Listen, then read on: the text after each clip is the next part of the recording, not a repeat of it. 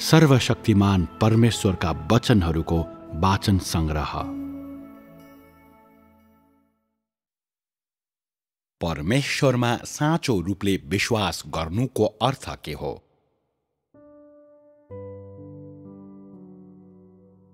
धेरै मानिसहरूले परमेश्वरमा विश्वास गरे तापनि थोरैले मात्र परमेश्वर प्रतिको विश्वासको अर्थ के हो र परमेश्वरको इच्छा अनुरूप हुन तिनीहरूले के गर्नुपर्छ भनी बुझ्दछन्।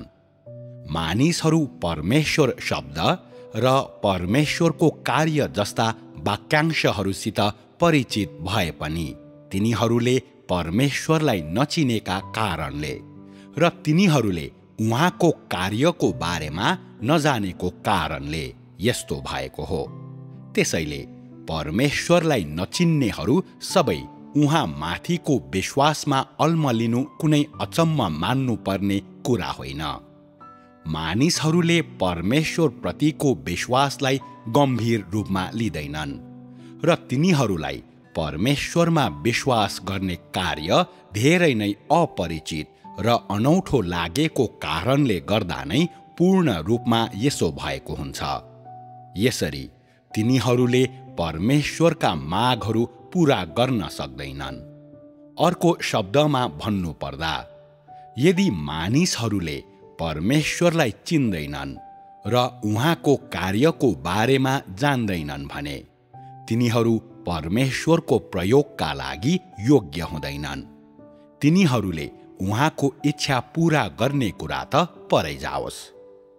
परमेश्वर माथिको विश्वास भनेको परमेश्वर हुनुहुन्छ भनेर विश्वास गर्नु हो। परमेश्वरमा विश्वास गर्ने सम्बन्धमा सबैभन्दा सरल अवधारणा यही हो। यसबाहेक परमेश्वर हुनुहुन्छ भनेर विश्वास गर्नु भनेको परमेश्वरमा साँचो रूपले विश्वास गर्नु सरह होइन, बरु यो बलियो धार्मिक धारणा सहितको साधारण विश्वास हो। परमेश्वर प्रतिको साँचो विश्वासको अर्थ निम्न हुन्छन्। परमेश्वरले सबै थोकमाथि सर्वाधिकार राख्नुहुन्छ भन्ने विश्वासको आधारमा कुनै व्यक्तिले उहाँका वचनहरू र उहाँको कार्यको अनुभव गर्छ, उसको आफ्नो भ्रष्ट स्वभावलाई शुद्ध पार्छ, परमेश्वरको इच्छा पूरा गर्छ र परमेश्वरलाई चिन्छ। यस प्रकारको यात्रालाई मात्र परमेश्वर माथिको विश्वास भन्न सकिन्छ। तापनि मानिसहरूले परमेश्वर माथिको विश्वासलाई प्राय जसो एउटा साधारण र सानोतिनो कुराको रूपमा हेर्छन्। यस्तो प्रकारले परमेश्वरमा विश्वास गर्ने मानिसहरूले परमेश्वरमा विश्वास गर्नुको अर्थ गुमाइसकेका हुन्छन् र तिनीहरूले आखिरीसम्म विश्वास गरिरहे पनि तिनीहरूले कहिल्यै पनि परमेश्वरको अनुमोदन प्राप्त गर्न सक्दैनन्, किनकि तिनीहरू गलत बाटोमा हिँड्छन्। आज अक्षरहरू र खोक्रा सिद्धान्तहरू अनुसार परमेश्वरमा विश्वास गर्ने मानिसहरू पनि अझै छन्। तिनीहरूले आफूमा परमेश्वर माथिको विश्वासको सारको अभाव छ भनी बुझ्दैनन् र तिनीहरूले परमेश्वरको अनुमोदन पाउन सक्दैनन्। तापनि अझै तिनीहरू सुरक्षा र पर्याप्त अनुग्रहका आशिषहरूको लागि परमेश्वरसँग प्रार्थना गर्छन्। हामी रोकिएर हाम्रो मन शान्त पारौँ अनि आफैलाई सोधौँ के परमेश्वरमा विश्वास गर्नु पृथ्वीको सबैभन्दा सजिलो कुरा हुन सक्छ? के परमेश्वरमा विश्वास गर्नु भनेको परमेश्वरबाट असीम अनुग्रह पाउनु बाहेक अरू केही होइन भन्ने हुन सक्छ? के परमेश्वरलाई नचिनी उहाँमा विश्वास गर्ने वा परमेश्वरमा विश्वास गरे पनि उहाँको विरोध गर्ने मानिसहरूले साँच्चै उहाँको इच्छा पूरा गर्न सक्छन्?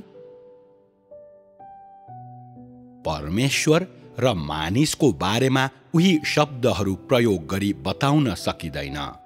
उहाँको सार र उहाँको कार्य मानिसका लागि अति नै अथाह र बुझ्नै नसकिने हुन्छन्। यदि परमेश्वरले व्यक्तिगत रूपले आफ्नो कार्य नगर्नु भएको भए र मानिसको संसारमा उहाँका वचनहरू नबोल्नु भएको भए मानिसले कहिल्यै पनि परमेश्वरको इच्छा बुझ्न सक्ने थिएन। त्यसैले आफ्नो सम्पूर्ण जीवन परमेश्वरमा समर्पण गर्नेहरूले पनि उहाँको अनुमोदन प्राप्त गर्न सक्ने थिएनन्। यदि परमेश्वरले कामको योजना बनाउनु भएन भने मानिसले त्यो काम जति नै राम्रो गरे पनि त्यो सब व्यर्थको हुनेछ, किनकि परमेश्वरका विचारहरू सधैँ मानिसका विचारहरूभन्दा उच्च हुन्छन् र परमेश्वरको बुद्धि मानिसको समझभन्दा धेरै हुन्छ। यसैले म भन्छु कि जसले परमेश्वर र उहाँको कार्यलाई पूर्ण रूपमा बुझेको दाबी गर्छन् तिनीहरू धेरै अयोग्य छन्। तिनीहरू सबै आफैमा अति विश्वस्त र अनभिज्ञ छन्। मानिसले परमेश्वरको कार्यलाई परिभाषित गर्नु हुँदैन। अझ भन्ने हो भने मानिसले परमेश्वरको कार्यलाई परिभाषित गर्न सक्दैन। परमेश्वरको नजरमा मानिस कमिला जस्तै महत्त्वहीन छ। त्यसैले मानिसले कसरी परमेश्वरको कार्यलाई बुझ्न सक्छ र? जसले गर्वसाथ परमेश्वरले यसरी वा त्यसरी कार्य गर्नुहुन्न वा परमेश्वर यस्तो वा त्यस्तो हुनुहुन्छ भन्छन्, के उनीहरू अहङ्कार साथ बोलिरहेका हुँदैनन् र? हामी सबैले जान्नुपर्छ कि देहबाट आएको मानिस शैतानद्वारा भ्रष्ट पारिएको छ। मानव जातिको स्वभाव नै परमेश्वरको विरोध गर्ने हुन्छ। मानव जाति परमेश्वरको बराबरी हुनै सक्दैन। परमेश्वरको कार्यमा मानव जातिले सल्लाह दिने कुरा त परै जाओस्। जहाँसम्म परमेश्वरले मानिसलाई कसरी डोर्याउनुहुन्छ भन्ने सवाल छ, यो परमेश्वर आफैले गर्नुहुने कार्य हो। मानिसले यो वा त्यो विचार व्यक्त नगरी अधीनमा बस्नु नै उचित हुन्छ, किनकि मानिस धुलो मात्र हो। परमेश्वरको खोजी गर्नु नै हाम्रो अभिप्राय भएकोले हामीले हाम्रा धारणाहरूलाई परमेश्वरको ध्यान जाओस् भनी उहाँको कार्यमा थप्नु हुँदैन। हामीले जानी जानी परमेश्वरको कार्यको विरोध गर्न आफ्नो भ्रष्ट स्वभावको अधिकतम प्रयोग गर्ने कुरा त परै जाओस्। के त्यसले हामीलाई ख्रीष्ट विरोधीहरू बनाउँदैन र? त्यस्ता मानिसहरूले कसरी परमेश्वरमा विश्वास गर्न सक्छन्? हामी परमेश्वर हुनुहुन्छ भनी विश्वास गर्छौं र हामी उहाँलाई सन्तुष्ट पार्न र उहाँलाई हेर्न चाहन्छौं। त्यसैले हामीले सत्यताको बाटो खोज्नु पर्दछ र परमेश्वर अनुरूप हुने उपायको खोजी गर्नुपर्छ। हामी उहाँ प्रतिको हठपूर्ण विरोधमा खडा हुनु हुँदैन। त्यस्तो कार्यबाट के भलाइ हुन सक्छ र? आज परमेश्वरले नयाँ काम गर्नुभएको छ। तैँले यी वचनहरू स्वीकार गर्न सक्दैनस् होला र ती तँलाई अनौठो लाग्न सक्छ, तर म तँलाई तेरो स्वाभाविकता प्रकट नगर्ने सल्लाह दिन्छु, किनकि परमेश्वरको अगाडि साँच्चै धार्मिकताको निम्ति भोकाउने र तिर्खाउनेहरूले मात्र सत्यता प्राप्त गर्न सक्छन्, अनि जो वास्तवमा भक्त छन् तिनीहरूले मात्र उहाँद्वारा अन्तर्दृष्टि र मार्ग निर्देशन पाउन सक्छन्। प्रतिफलहरू गम्भीर शान्तिको साथ सत्यताको खोजी गरेर प्राप्त गरिन्छ, झगडा र विवाद गरेर होइन। जब म आज परमेश्वरले नयाँ काम गर्नु भएको छ भन्छु, तब म परमेश्वर देहमा फर्कन हुने बारेमा कुरा गरिरहेको हुन्छु। सायद तैँले यी वचनहरूलाई वास्ता गर्दैनस् होला, सायद तँ ती वचनहरूलाई तुच्छ ठान्छस् होला, वा सायद तँलाई तिनमा ठूलो रुचि छ होला। जेसुकै भए पनि परमेश्वरको देखा पराईको साँचो तृष्णा गर्नेहरू सबैले हतारमा निष्कर्ष निकाल्नु भन्दा यस तथ्यलाई सामना गर्न सक्छन् र ध्यानपूर्वक जाँच गर्छन् भन्ने मेरो आशा छ। एक बुद्धिमान व्यक्तिले त्यसै गर्नुपर्छ। यस्तो कुरालाई जाँच्नु त्यति कठिन कार्य होइन, तर यसका निम्ति हामी प्रत्येकले यो एउटा सत्यतालाई जान्नु आवश्यक हुन्छ। जो देहधारी परमेश्वर हुनुहुन्छ उहाँमा परमेश्वरको सार हुनेछ, र जो देहधारी परमेश्वर हुनुहुन्छ उहाँमा परमेश्वरको अभिव्यक्ति हुनेछ। परमेश्वर देह बन्नु हुने हुनाले उहाँले आफूले गर्न चाहेको कार्यलाई अगाडि बढाउनु हुनेछ, र परमेश्वर देह बन्नु भएको हुनाले उहाँ जे हुनुहुन्छ त्यो प्रकट गर्नुहुनेछ र सत्यतालाई मानिस कहाँ ल्याउन सक्नुहुनेछ। उसलाई जीवन दिनुहुनेछ र उसका लागि बाटो देखाउनुहुनेछ। परमेश्वरको सार नभएको देह निश्चित रूपमा देहधारी परमेश्वर होइन, यसमा कुनै शङ्का छैन। यदि मानिसले यो परमेश्वरको देहधारी शरीर हो कि होइन भनी जाँच गर्न चाहन्छ भने उसले त्यसलाई उहाँले प्रकट गर्ने स्वभाव र उहाँले बोल्ने वचनहरूबाट पुष्टि गर्नुपर्दछ।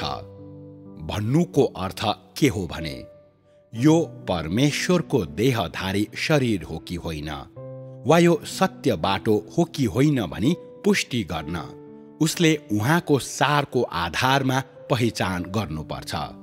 त्यसैले यो देहधारी परमेश्वरको शरीर हो कि होइन भनी पहिचान गर्ने मुख्य कुरा बाहिरी स्वरूप भन्दा बरु उहाँको सारमा लुकेको हुन्छ।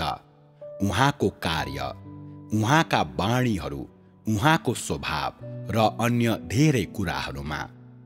यदि मानिसले उहाँको बाहिरी स्वरूपलाई मात्र जाँच्छ र त्यसको फलस्वरूप उहाँको सारलाई बेवास्ता गर्छ भने त्यसले मानिस मूर्ख र अनभिज्ञ छ भन्ने देखाउँछ।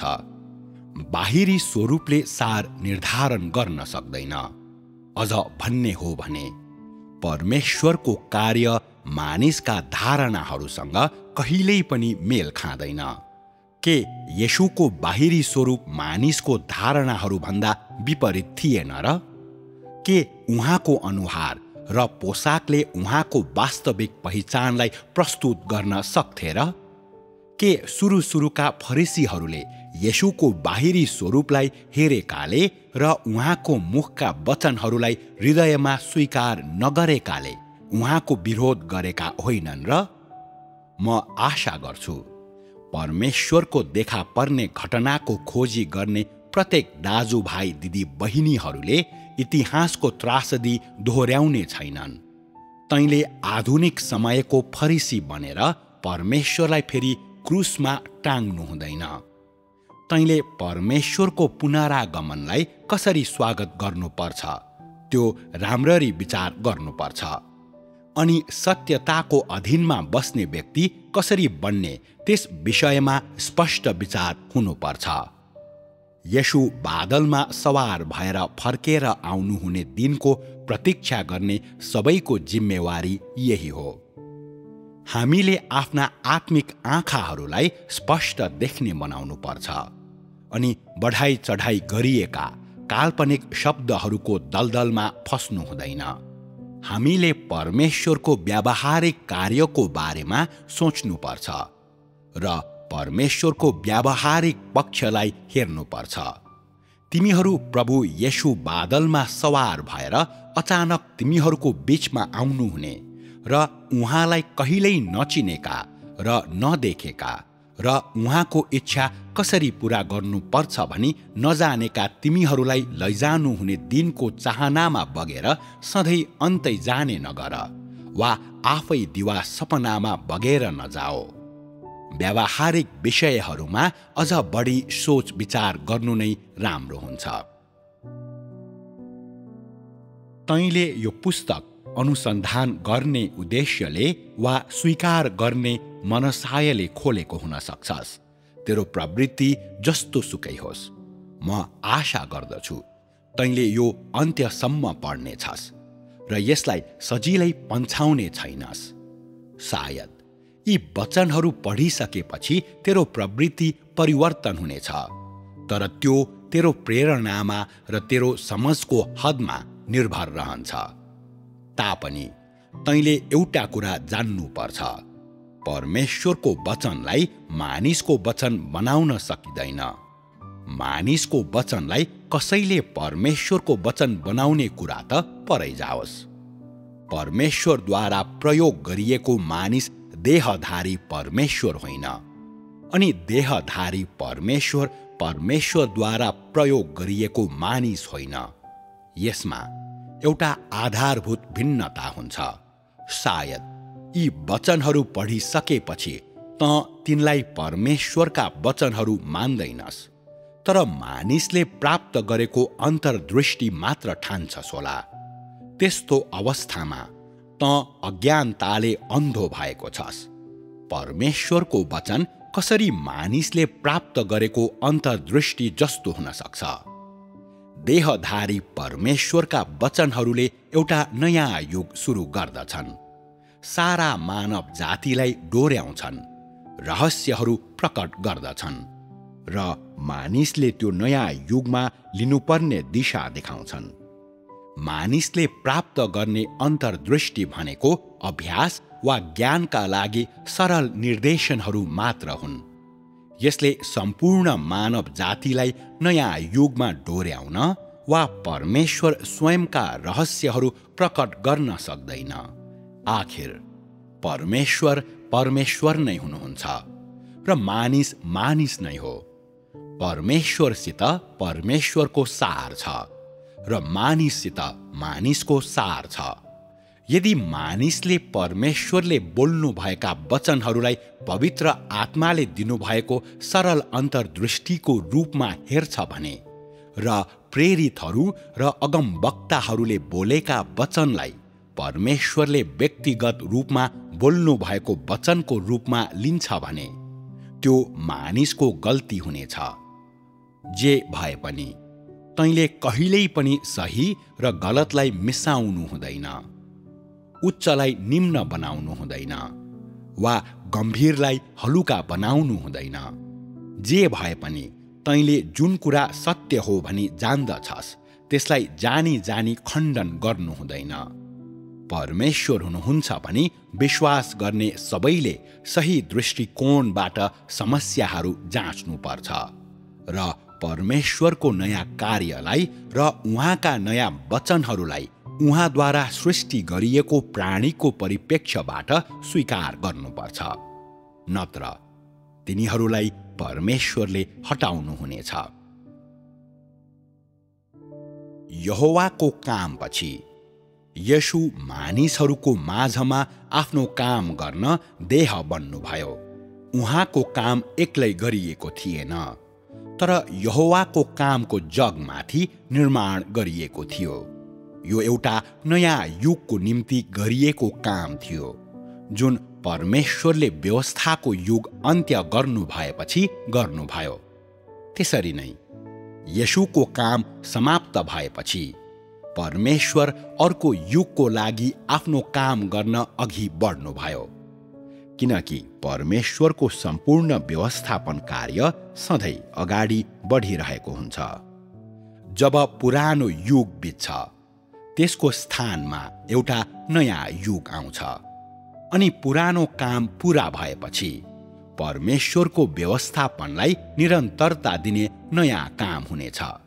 यो देह धारण परमेश्वरको दोस्रो देह धारण हो, जसले येशूको कामलाई पछ्याउँछ। निश्चय यो देह धारण स्वतन्त्र रूपमा हुँदैन। यो व्यवस्थाको युग र अनुग्रहको युग पछिको तेस्रो चरणको काम हो। प्रत्येक पल्ट जब परमेश्वरले कामको नयाँ चरण थाल्नुहुन्छ, तब सधैँ नयाँ सुरुवात हुनु पर्दछ र त्यसले सधैँ एउटा नयाँ युग ल्याउनु पर्दछ। त्यस्तै प्रकारले परमेश्वरको स्वभावमा, उहाँको काम गर्ने तरिकामा, उहाँको काम गर्ने स्थानमा र उहाँको नाउँमा पनि त्यही अनुरूप परिवर्तनहरू हुन्छन्। त्यसैले नयाँ युगमा मानिसलाई परमेश्वरको काम स्वीकार गर्न गाह्रो हुनु कुनै अचम्म मान्नुपर्ने कुरा होइन। तर मानिसले जसरी उहाँको विरोध गरे पनि परमेश्वरले सधैँ आफ्नो काम गरिरहनु भएको छ र सारा मानव जातिलाई अगाडि बढाइरहनु भएको छ। जब येशू मानिसको संसारमा आउनुभयो, उहाँले अनुग्रहको युग सुरु गर्नुभयो र व्यवस्थाको युगको अन्त्य गर्नुभयो। आखिरी दिनहरूमा परमेश्वर फेरि देह बन्नु भएको छ र उहाँको देह धारणसितै उहाँले अनुग्रहको युग समाप्त गर्नुभयो र परमेश्वरको राज्यको युग सुरु गर्नुभयो। परमेश्वरको दोस्रो देह धारणलाई स्वीकार गर्न सक्नेहरू जति सबैलाई परमेश्वरको राज्यको युगतिर लगिनेछ र यसबाहेक तिनीहरूले व्यक्तिगत रूपमा परमेश्वरको मार्गदर्शन स्वीकार गर्न सक्षम हुनेछन्। येशूले मानिसको माझमा धेरै काम गर्नु भए पनि उहाँले सारा मानव जातिको छुटकारा मात्र पुरा गर्नुभयो र मानिसको पापको बलि बन्नुभयो। उहाँले मानिसलाई उसका सबै भ्रष्ट स्वभावबाट मुक्त गर्नु भएन। मानिसलाई पूर्ण रूपमा शैतानको प्रभावबाट मुक्त गर्नको निम्ति येशूले पापको बलि बनेर मानिसका पापहरू बोक्न मात्र आवश्यक थिएन, तर मानिसलाई शैतानी रूपमा भ्रष्ट पारेको उसको स्वभावबाट पूर्ण रूपमा छुटकारा दिन परमेश्वरले अझ ठूलो काम गर्नु आवश्यक थियो। यसैले अब मानिसका पापहरू क्षमा गरिएका छन्। मानिसलाई नयाँ युगतिर डोर्याउन परमेश्वर देहमा फर्केर आउनु भएको छ र सजाय अनि न्यायको काम सुरु गर्नु भएको छ। यो कामले मानिसलाई एक उच्च क्षेत्रमा पुर्यायो। उहाँको प्रभुत्वमा आउनेहरू सबैले अझ उच्च सत्यता प्राप्त गर्नेछन् र अझ ठूला आशिषहरू प्राप्त गर्नेछन्। तिनीहरू साँच्चीकै ज्योतिमा जिउनेछन् र तिनीहरूले सत्यता, बाटो र जीवन प्राप्त गर्नेछन्। यदि मानिसहरू अनुग्रहको युगमा अल्झिरहन्छन् भने तिनीहरू आफ्नो भ्रष्ट स्वभावबाट कहिल्यै पनि मुक्त हुने छैनन्। परमेश्वरको अन्तर्निहित स्वभाव जान्ने कुरा त परै जाओस्। यदि मानिसहरू जहिले पनि अनुग्रहको प्रशस्तताको बीचमा जिउँछन् तर तिनीहरूसँग परमेश्वरलाई चिन्ने वा उहाँलाई सन्तुष्ट पार्ने जीवनको बाटो छैन भने तिनीहरूले उहाँ माथिको आफ्नो विश्वासमा उहाँलाई साँच्चीकै प्राप्त गर्न सक्ने छैनन्। यस किसिमको विश्वास वास्तवमै दयनीय हुन्छ। जब तैँले यो पुस्तक पढिसक्छस्, जब तैँले राज्यको युगको देहधारी परमेश्वरको कामको प्रत्येक चरणको अनुभव गरेको हुनेछस्, तब धेरै वर्षदेखिका तेरा इच्छाहरू अन्त्यमा साकार भएको महसुस गर्नेछस्। तैँले अहिले मात्र साँच्चै परमेश्वरलाई आम्ने सामने देखेको, अहिले मात्र उहाँको मुहार एकटक लाएर हेरेको, उहाँको व्यक्तिगत वाणी सुनेको, उहाँको कामको बुद्धिलाई कदर गरेको र उहाँ कति वास्तविक र सर्वशक्तिमान हुनुहुन्छ भनी जानेको महसुस गर्नेछस्। तैँले विगतका मानिसहरूले नदेखेका र उनीहरूसित नभएका धेरै थोकहरू प्राप्त गरेको महसुस गर्नेछस्। यस बेला तैँले परमेश्वरमा विश्वास गर्नु भनेको के हो र परमेश्वरको इच्छा अनुरूप हुनु भनेको के हो त्यो स्पष्ट रूपमा जान्नेछस्। निश्चय नै यदि त विगतका दृष्टिकोणहरूमा अल्झी बसिस् र परमेश्वरको दोस्रो देह धारणको तथ्यलाई इन्कार वा अस्वीकार गरिस् भने त खाली हात रहनेछस्। तैँले केही पनि प्राप्त गर्ने छैनस् र अन्त्यमा त परमेश्वरको विरोध गरेकोमा दोषी ठहरिनेछस्। सत्यतालाई पालन गर्न र परमेश्वरको कामको अधीनमा बस्न सक्नेहरूलाई दोस्रो देहधारी परमेश्वर सर्वशक्तिमानको नाउँमा दाबी गरिनेछ। तिनीहरूले परमेश्वरको व्यक्तिगत मार्गदर्शन स्वीकार गर्न अझ धेरै र उच्च सत्यताहरू साथै वास्तविक जीवन पनि प्राप्त गर्न सक्नेछन्। तिनीहरूले विगतका कुनै मानिसहरूले नदेखेको दर्शन देख्नेछन् अनि मसँग बोल्ने आवाजलाई हेर्न म फर्केँ र फर्केपछि मैले सुनका 7वटा सामदान र 7वटा सामदानको बीचमा मानिसको पुत्र जस्तै पाउसम्मै कपडा लगाउनु भएको र छातीमा सुनको फिता कस्नु भएको एकजनालाई देखेँ। उहाँको शिर र उहाँका केश ऊन जस्ता सेता, हिउँ जत्तिकै सेता थिए र उहाँका आँखाहरू आगोका ज्वाला जस्ता थिए र उहाँका पाउहरू आगोको भट्टीमा जलाइएका उत्तम पित्तल जस्ता थिए र उहाँको आवाज धेरै पानीको आवाज जस्तो थियो अनि उहाँको दाहिने हातमा 7वटा तारा थिए र उहाँको मुखबाट धारिलो 2 धारे तरबार निस्केको थियो र उहाँको मुहार आफ्नो शक्तिमा चम्कने सूर्य जस्तै थियो। यो दर्शन परमेश्वरको सम्पूर्ण स्वभावको अभिव्यक्ति हो र उहाँको सम्पूर्ण स्वभावको अभिव्यक्ति उहाँको वर्तमान देह धारणमा प्रकट हुने परमेश्वरको कार्यको अभिव्यक्ति पनि हो। सजाय र न्यायको प्रवाहमा मानिसको पुत्रले वाणीहरूका माध्यमद्वारा आफ्नो अन्तर्निहित स्वभाव प्रकट गर्नुहुन्छ। उहाँको सजाय र न्यायलाई स्वीकार गर्ने सबैलाई मानिसको पुत्रको वास्तविक अनुहार देखाउनुहुन्छ, जुन यूहन्नाले देखेको मानिसको पुत्रको अनुहारको एक विश्वसनीय अनुहारको चित्रण हो। निसन्देह यी सबै कुरा तिनीहरूका निम्ति अदृश्य हुनेछन्, जसले राज्यको युगमा हुने परमेश्वरको कामलाई स्वीकार गर्दैनन्। परमेश्वरको वास्तविक अनुहार मानव भाषा प्रयोग गरेर पूर्ण रूपमा वर्णन गर्न सकिँदैन। त्यसैले परमेश्वरले मानिसलाई उहाँको वास्तविक अनुहार देखाउन त्यस्ता माध्यमहरू प्रयोग गर्नुहुन्छ, जसद्वारा उहाँले अन्तर्निहित स्वभाव व्यक्त गर्नुहुन्छ। भन्न खोजेको के हो भने मानिसको पुत्रको अन्तर्निहित स्वभावको कदर गर्ने सबैले मानिसको पुत्रको वास्तविक अनुहार देखेका हुन्छन्, किनकि परमेश्वर अति महान हुनुहुन्छ र मानव भाषा प्रयोग गरेर उहाँलाई पूर्ण रूपमा बुझ्न सकिँदैन। मानिसले राज्यको युगको परमेश्वरको कामको प्रत्येक चरणको अनुभव गरेपछि उसले यूहन्नाले सामदानहरूको माझमा हुनुभएको मानिसको पुत्रको बारेमा भनेका कुराहरूको सही अर्थ बुझ्नेछ।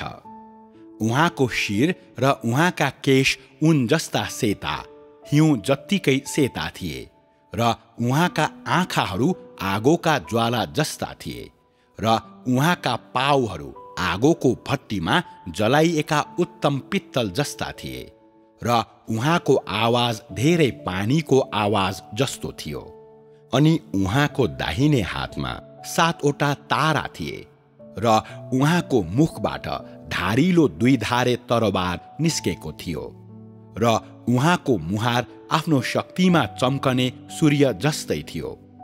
त्यस समय तँलाई बिना शङ्का यो थाहा हुनेछ कि यो साधारण मानिस जसले धेरै कुरा भन्नु भएको छ, उहाँ निसन्देह दोस्रो देहधारी परमेश्वर हुनुहुन्छ। यसबाहेक तैँले आफू कति आशिषित रहेछु भनी साँच्चीकै थाहा पाउनेछस् र आफैलाई सबैभन्दा भाग्यमानी भएको महसुस गर्नेछस्। के तँ यो आशिष स्वीकार गर्न तयार छैनस्? यो पुस्तकको पहिलो भाग प्रारम्भमा ख्रिस्टका वाणीहरू हो। यी वचनहरूले अनुग्रहको युगको अन्त्यदेखि राज्यको युगको सुरुवातसम्मको परिवर्तनलाई प्रतिनिधित्व गर्छन् र ती पवित्र आत्माले मण्डलीहरूलाई मानिसको पुत्रको बारेमा दिनुभएको सार्वजनिक गवाही हुन्। यी वचनहरू प्रकाशको पुस्तकका यी वचनहरूको पूर्णता पनि हुन्। आत्माले मण्डलीहरूलाई के भन्नुहुन्छ सो कान हुनेले सुनोस्। यी वचनहरूले परमेश्वरले राज्यको युगमा सुरु गर्नुभएको प्रारम्भिक चरणको कामलाई प्रतिनिधित्व गर्छन्। यो पुस्तकको दोस्रो भाग मानिसको पुत्रले आफूलाई औपचारिक रूपमा प्रकट गर्नुभएपछि उहाँले व्यक्तिगत रूपमा बोल्नुभएका वचनहरूद्वारा निर्मित छ। यसमा विभिन्न प्रकारका वाणीहरू र वचनहरू समावेश छन्। यस छनोटमा विभिन्न प्रकारका वाणीहरू र वचनहरू सामेल छन्, जस्तै अगमवाणी, रहस्यहरूको प्रकाश र जीवनको बाटो, जसको विषयवस्तु एकदम समृद्ध छ।